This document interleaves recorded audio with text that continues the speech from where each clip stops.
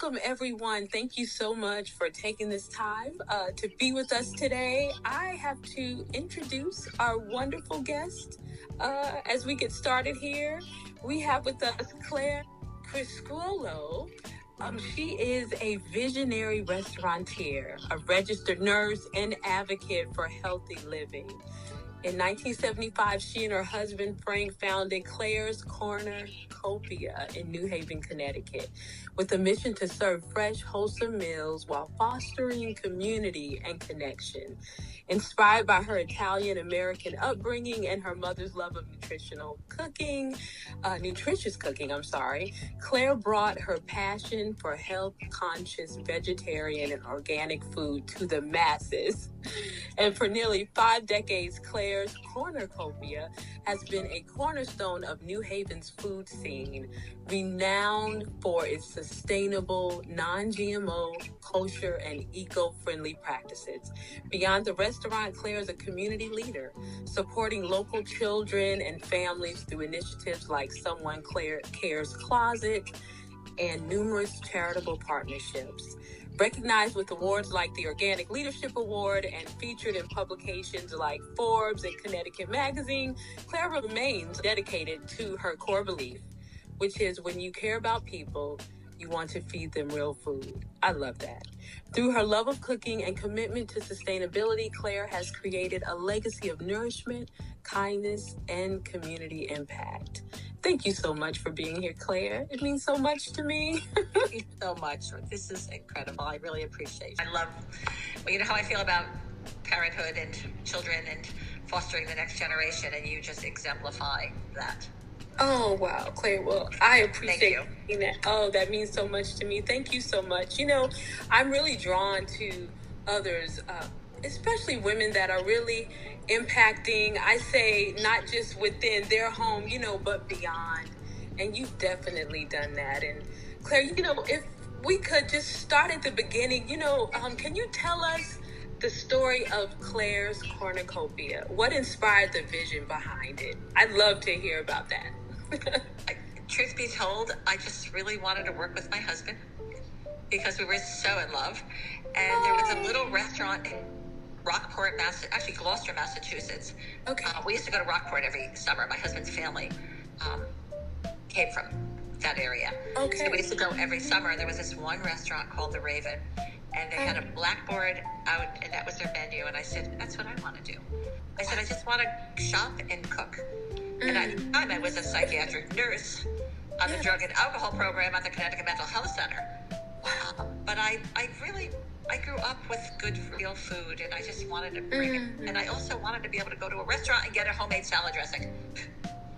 Oh, my goodness. Homemade bread. I never understood back in the day why you would go to a restaurant and have bread that was out of a package and soup that came out of a can, and I just never quite grasped that. And that's really, and it came together, and we had the perfect location at Yale University. Yes. The stars were aligned. I'm exactly where I was supposed to be. Wow.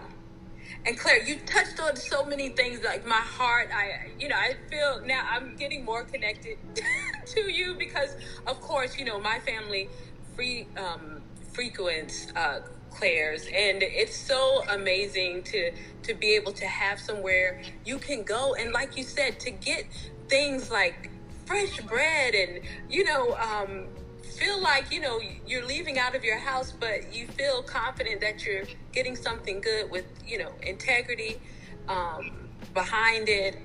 It made a difference. And for those of you who don't know much about Yale University and where it is, of course, Yale is one of the most renowned universities in the world. So people are coming from everywhere.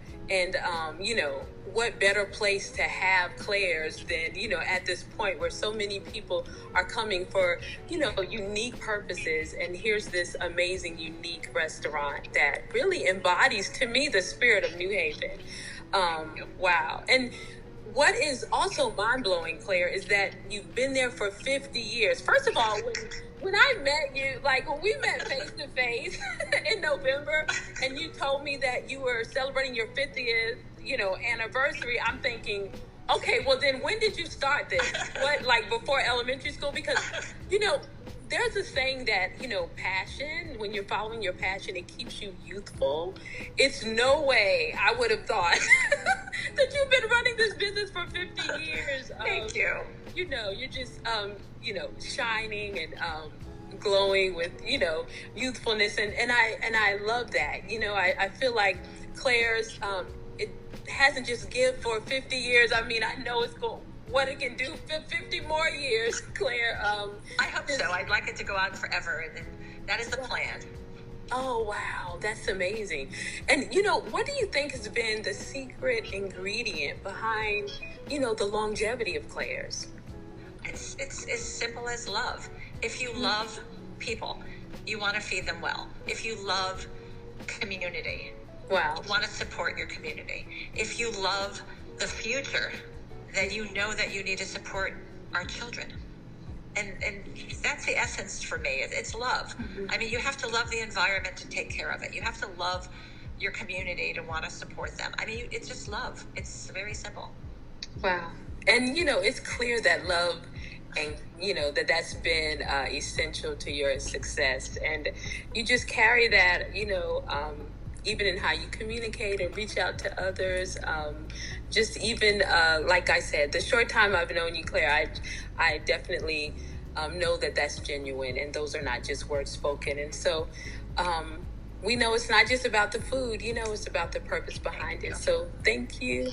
And, you know, Claire, as someone who champions health consciousness, especially for our families, because, you know, I feel like that's where it starts, you know, in the home. Yes. High quality ingredients. You set an example, you know, for what it means to care about what we put in our bodies and, you know, even what we serve others when we are, you know, in a commercial business. What role do you see your restaurant playing in educating the community about the importance of food choices? Oh, goodness. That's a great question because that's very important for us. And actually from the very beginning, you know, back in 1975, it probably wasn't even, we probably didn't even have access to organic ingredients then. It really started surfacing. I remember brown rice was the first thing I saw that was organic. and I was very interested. My mother was very anti-chemical and artificial. Okay. And luckily we were very poor, so she had to make everything from scratch. Okay. So there was no store-bought bread. There was homemade bread. Oh, There were not canned soups. There was homemade soup. I mean, for heaven's sakes, I didn't even know that pudding came in a package until I went to college. Wow. So my mother made Italian cream. That was her pudding. Okay. So we were brought up like that. And my mother always said, because I could remember coming home from a friend's house and saying, Lauren Miko has Chef Boyardee ravioli. Can we have that? Because, of course, it had sugar in the sauce, so that, of course, immediately got my attention. Yeah. And my mother said, honey, we don't eat ravioli out of a can. If you want ravioli, I'll make ravioli. And that was it. And we always had that. So my palate already knew, which is why I tell people, even if you don't ever want to cook, at least know what's supposed to go in food. And then you will know the difference because you at least know what's supposed to go in it. Like sodium phosphate doesn't belong in things. I mean, there's certain things that don't belong in food. And when you buy packaged items, you know, my mother would say, what do you think makes it last on the shelf so long? Yes. You know, why do you think you could keep it in your cabinet for months? Exactly. And I could get that now. But, of course, when I was a kid, I didn't quite appreciate not having. You know, I didn't appreciate it as much as I do, but at least I had a palate for that. So when I went to college, I can remember I called my mother and said, I have to move home. And she thought it was because we had a motorcycle gang at the University of Bridgeport in that area. And she said, you're not having trouble with those motorcycle drivers, are you? And I said, no, it's the food. Wow. I said, I think their soup is out of a can. And, you know, she just laughed. And she said, well, honey, of course it is. They're cooking for hundreds of people, maybe thousands. And they should just multiply. Yes. I said, whatever it is, I'll never live through the years here. I have to come home. And luckily, it wasn't far enough away that I couldn't. So I took my Volkswagen Super Beetle and drove back and forth to school 5 days a week. Wow, Claire. So food has always been, real food has always been very important for me. Oh, I love that. You're really speaking to my heart. You know, and education is important because we had to, at the very beginning, I mean, our customers didn't even know what organic meant. So what we started doing was we said, well, the first thing we need to do is use the word. Because if you see a word, it's going to enter your mind and you're going to say, hey, what does that mean? Yes. So I said, every organic ingredient has to be prefaced with the word organic, which of course isn't the easiest thing to keep writing, but it was like organic this, organic that. And then people started saying, what does that mean? And that gave us an opportunity to educate them. But then the health aspect, we wanted them to know, yes, we believe there's room for indulgence in a healthy diet. Conversely, there's not room for a healthy diet and one filled with indulgences. Yes. So go ahead and have that cookie, but make sure it's a cookie that doesn't have weird ingredients in it. That's made with King Arthur organic flour. That's made with organic eggs. That's made with real ingredients. Awesome. There's a difference, one that isn't going to stay on your shelf for a month. Exactly. You'll taste the difference. And so for that, I believe that. And also people knowing, I mean, I'm not a doctor, but when someone comes in and they say they're borderline diabetes, we tell them, please look at your nutrition and your exercise. I mean, we have testimonials, customers coming in telling us, you lowered my cholesterol. I'm like, no, I appreciate that, but you could have just had the Lithuanian coffee cake and called it a day. You made choices. and we appreciate that. So it's really important. I think it's important for people to know that. Yeah. Absolutely. And Claire, is well, sorry. Oh, that's okay. I understand. Listen, okay. Running a restaurant, that you have to multitask. I know things are coming fast and furious. And speaking of that, Claire, what daily rituals or practices, do you do to help you maintain the passion, the energy, to do all the things that you just spoke of, because it's just making such an impact? Thank you. Well, I mean, of course, I do yoga a couple of times a week. I practice yoga a couple of times a week. I try to exercise several times a week. But my faith is my rock. My faith in God just gets me through. I mean, it isn't, as you know, I mean, life is not easy. It's not just one perfect avocado after another. It's not just, I mean, I have 24 employees. Wow. Which means 24 personalities and 24 people to care about. I have a community that has so many needs that it's hard to stay focused and stay positive. So I really rely on my faith in God.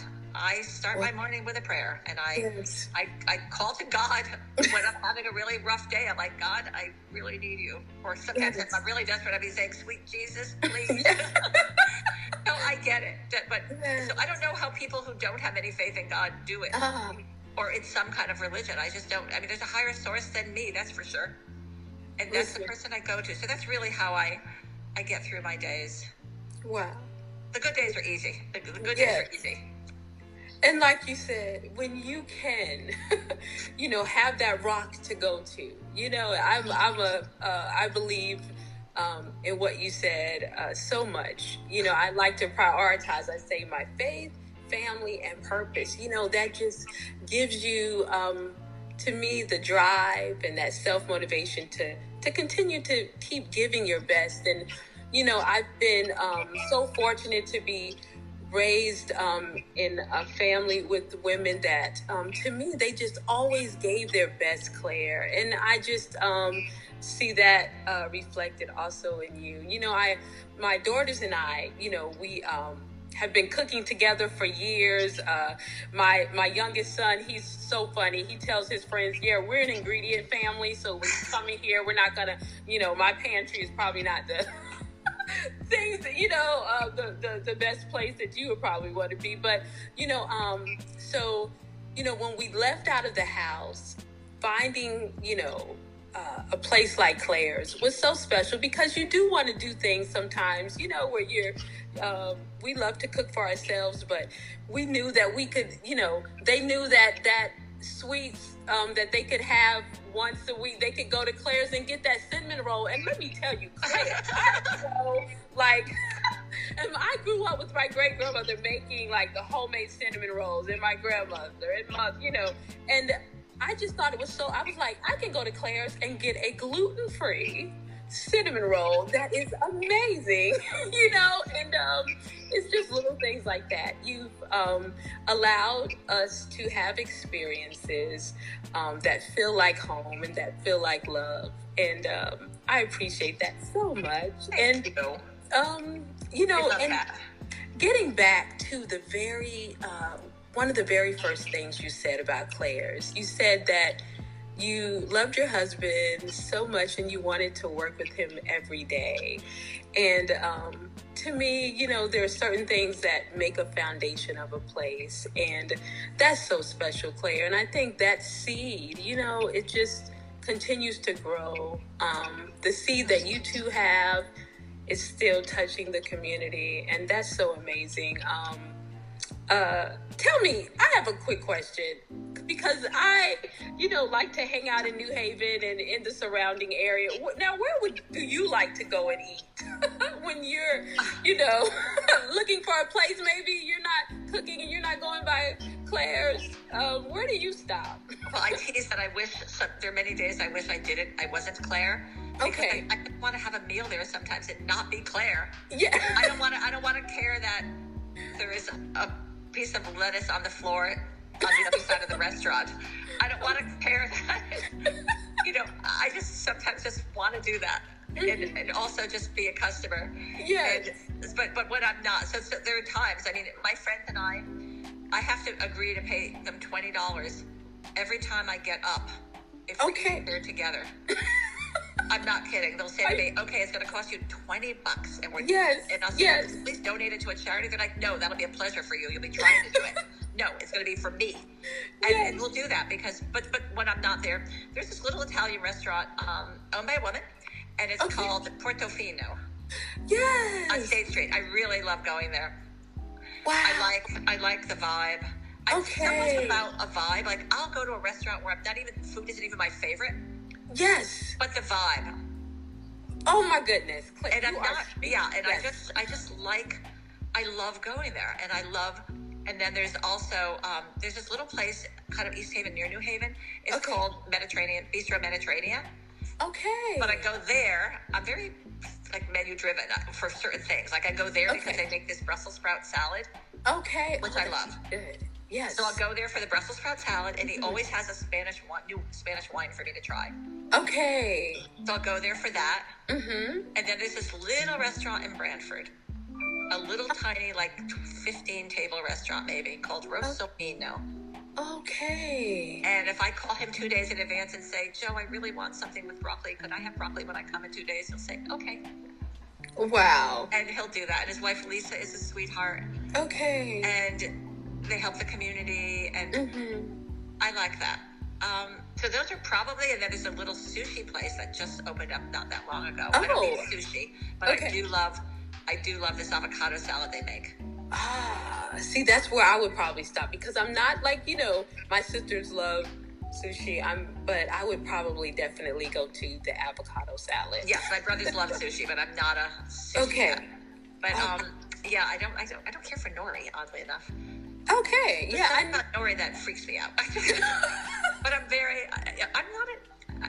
I like simple foods. I like just real foods. I don't like, when I have something with cauliflower in it, I want to taste cauliflower. Oh, yes. When I have, and we travel, and I have a new cookbook coming out, so I'll be traveling. Oh, yes, please. Yes, yay. So I get to go to these other places.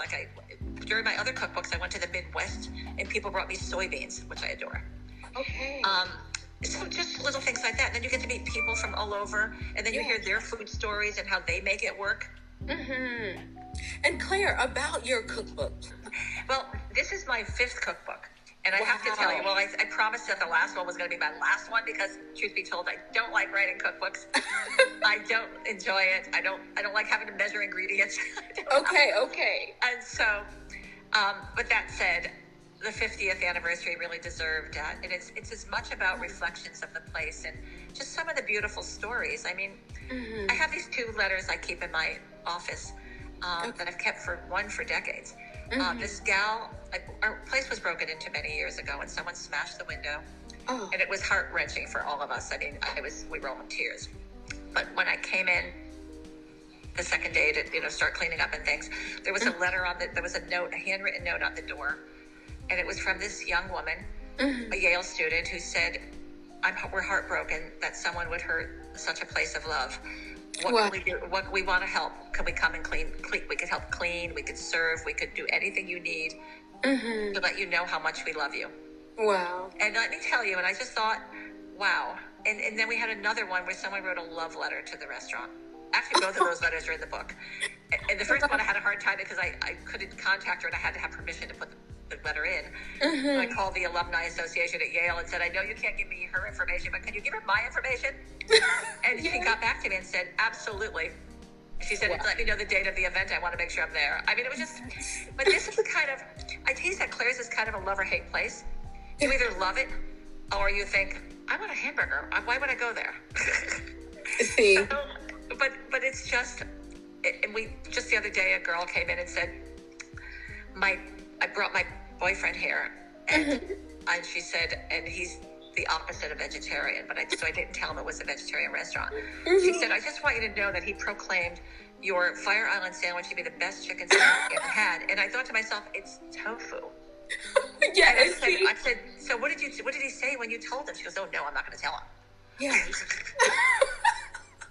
So it's just, so it has a lot of stories in it, but it has the history of the restaurant, and it has lots of recipes too. But the more current recipes, like our tacos, like our hibiscus syrup, like our homemade chocolate syrup, like our what else is in there?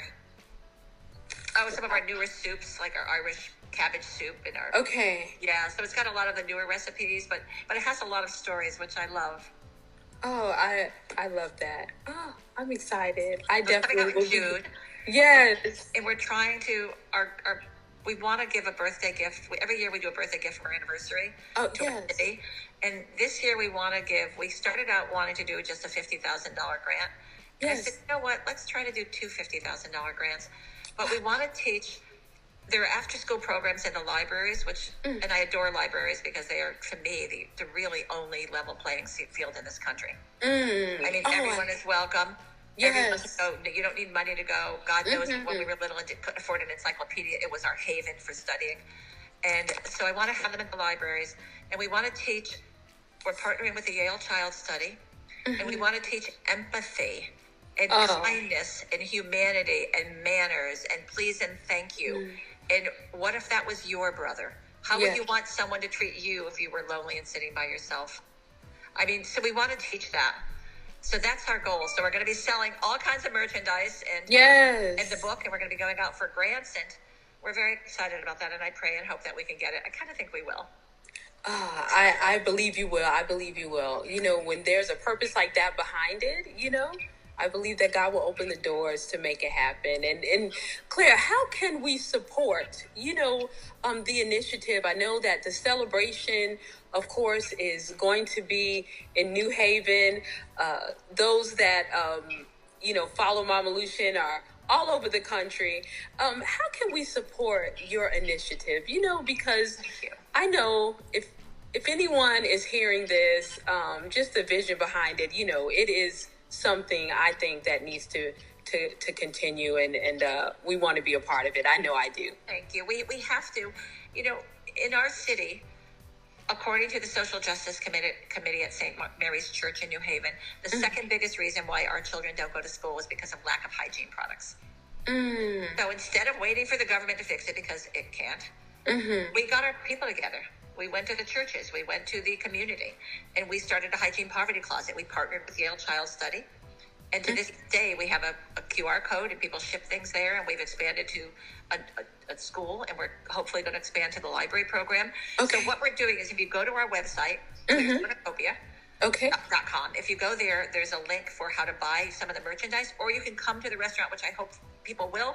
Yes. And we have wonderful merchandise. We partnered with Marrakesh, who works with kids with special needs and adults with special needs.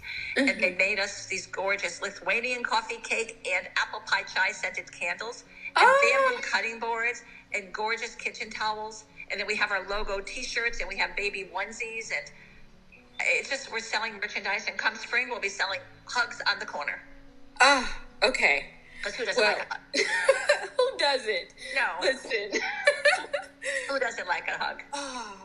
Well, I'm excited to be back. I'll be back in the spring, and I'm excited to come by. And it's great. My girls tell me all the time what they got new that day from Claire, so I'm a little jealous about that. But Claire, we look forward to just continuing to see what Claire does in the community. And continue to be a part of it. And those listening and watching, we will make sure that you have this information so that you can be a part of and feel the love that comes from Claire. So, Claire, thank you so much for joining me today. It's been such a pleasure. I am sending big hugs. Oh my gosh. To you. We appreciate you so much and what you do. And, it's so great to hear the story behind the vision. So blessings to you, continued blessings to Claire's Copia for all that it does to the community. I pray that it gives back also to you 100-fold, Claire, 100-fold. It does. My mother always said that. She always said that. Awesome. That's it. She said that's why you're so lucky. Yes. Thank you so much. Have a wonderful day. I can't wait to see your girls. Oh my goodness. Well, yes, have a great day. I know it's a great day at Claire's.